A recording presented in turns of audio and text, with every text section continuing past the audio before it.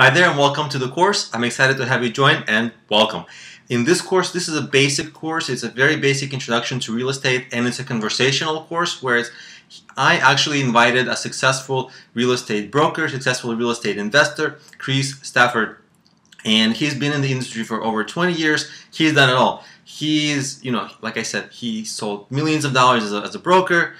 He invested in single family home, bigger real estate properties, and then he's gone on to become a little bit of a celebrity in the real estate space because he's got his own email list, his own podcast show. He's a known guy now, well beyond just being a real estate agent or an investor. And in this course, I interview him about every job, every career you can think of in real estate. So if you're thinking like real estate is a great industry, and it is, but how do I get in there? That's what we talk about. We examine every career, and Chris kind of says, the pros and cons of which careers are good for some people and not others. So how personality match can influence your choice and things like that. So again, welcome, and let's get right to it.